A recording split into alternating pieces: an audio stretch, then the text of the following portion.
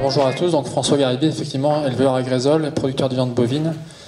Et j'arrose aussi une petite partie de ma surface à partir d'une retenue collinaire de 15 000 m3. Et je produis du maïs. Alors je parlerai sans doute moins que mon collègue de mon expérience professionnelle, mais je vous parlerai surtout de la position de l'agriculture dans cette question de partage de l'eau, parce que je pense qu'elle est essentielle. Et surtout, les agriculteurs ou l'agriculture est mise souvent au pilori quand on parle de gestion de l'eau ou d'irrigation. Et je crois qu'il faut quand même rétablir certaines vérités. La première des vérités, c'est que sur la question de l'eau, d'une manière très générale, je pense que les débats sont déjà pipés, parce qu'en France, on vit dans un pays malheureusement très anxiogène, où on aime se faire peur. Et là, en ce moment, c'est la peur de l'eau, c'est la peur du manque d'eau. J'en prends pour partie ce qu'a dit la représentante de l'État tout à l'heure, en disant que le préfet activera sans doute l'arrêté 4 sécheresse cet été. Peut-être que oui, madame la représentante de l'État, mais aussi peut-être que non. Pourtant, vous avez dit peut-être que oui. Et c'est assez révélateur, encore une fois, de l'effet anxiogène qui tourne autour de ça. Alors, je ne dis pas qu'il faut mettre la tête dans le sable et pas se préoccuper de l'eau. Je ne dis pas que les agriculteurs ne s'en préoccupent pas, puisqu'on est au cœur du réchauffement climatique et on est au cœur de cette problématique. Maintenant, il faut quand même rappeler quelques chiffres. Je vous dirai des choses dans la suite de mon déroulé.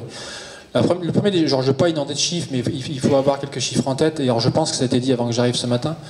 C'est que en France, il tombe 480 milliards de mètres cubes d'eau. C'est pas moi qui le dis, c'est l'ADEME, c'est les agences de l'eau. Sur ces 480 milliards de mètres cubes qui tombent, l'homme en utilise 35 milliards et l'agriculture en utilise 3 milliards. Donc ça remet un petit peu l'église au centre du village, et ça évite de dire aussi, surtout quelques âneries, que l'agriculture utilise trop d'eau, etc., etc. Voilà, ces chiffres, ils sont quand même assez évocateurs et assez parlants. Vous dire également que à l'échelle de la planète, on est dans un pays privilégié par rapport à l'eau. Je veux dire, 80-90% des autres pays aimeraient avoir la situation hydrologique de la France. Et pour le coup, il y a bien des discussions qui, à mon sens, ressemblent aux discussions plus d'enfants gâtés que de réelles perceptions et de clairvoyance sur la chance qu'on a d'être en France. Vous dire aussi que l'agriculture française, à en croire certains, on irriguerait à tour de repas et beaucoup trop, on arrose, on irrigue 7% de la surface agricole active, 7% de la surface agricole active, donc on est loin d'arroser toutes nos cultures. Alors qu'à titre d'exemple, l'Espagne en irrigue 14%, l'Italie 24% et la Grèce 27%. Donc ça aussi, ça remet un petit peu l'église au milieu du village. Donc moi, je suis convaincu que l'eau pour l'agriculture doit être utilisée pour produire. Et quand je dis produire, c'est pour produire avec un grand P. Parce que produire se pose derrière la question de la production de biens agricoles, la question de la souveraineté alimentaire. Je ne sais pas si vous le savez, mais aujourd'hui, la France, hormis en céréales et en production de vin ou d'alcool, la France est déficitaire sur tout le secteur alimentaire.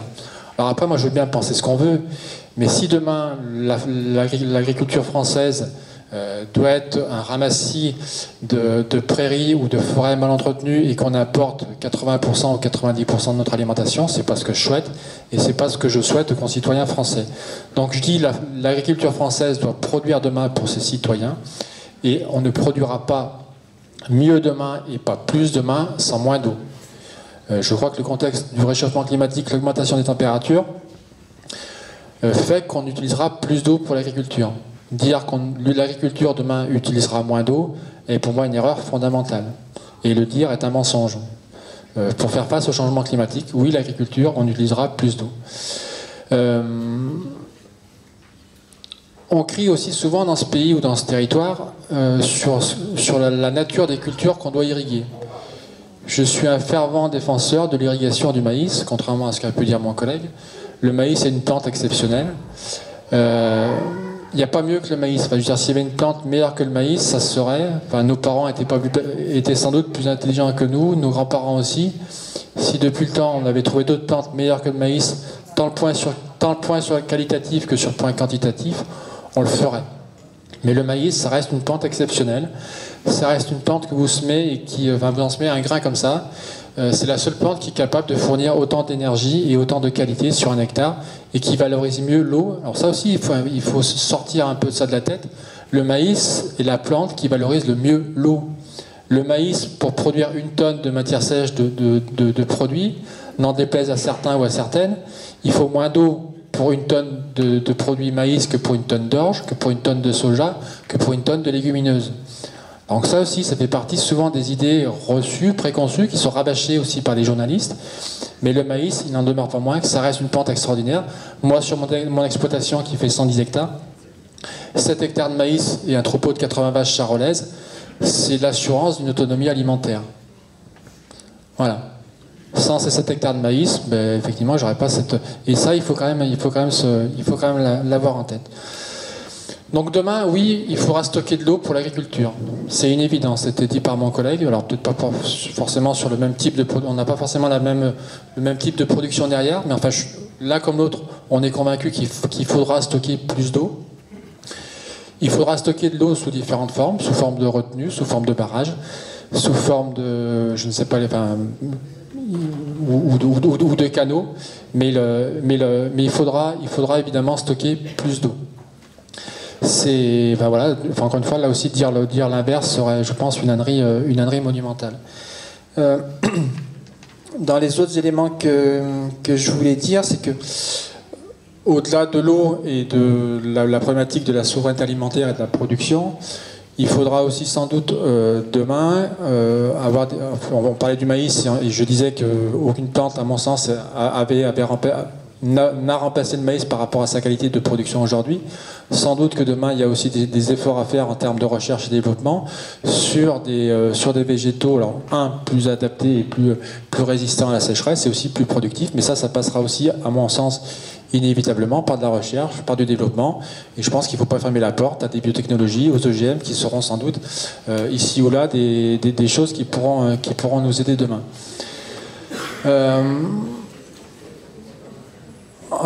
J'imagine que ça peut faire... ça peut entraîner de soubresauts dans la salle, mais c'est quand même ce que je pense et ce que pense bon nombre d'agriculteurs dans ce pays. Après, sur le fait du partage de l'eau et la décision du partage citoyen, c'était évoqué par l'élu de Lyon tout à l'heure. Évidemment, c'est pas quelque chose que je partage, parce qu'aujourd'hui, les citoyens, ils ont un avis sur tout, ils ont surtout des avis très contradictoires et très contraires. Aujourd'hui, on est en train de nous faire dire à nos agriculteurs qu'on n'a pas le droit de stocker l'eau, qu'on veut s'accaparer l'eau, quand ces mêmes citoyens, on leur demande de mettre des cuves sous leur chenot pour stocker l'eau, ça pose pas de problème. La plupart des citoyens veulent une piscine chez eux, ça pose pas de problème non plus. Et nous, on nous regarde, on nous fait des gros yeux en disant qu'on veut faire une retenue collinaire ou qu'on veut arroser nos maïs l'été à partir de l'eau du canal du Forêt. Enfin, il y a quand même un certain nombre de contradictions.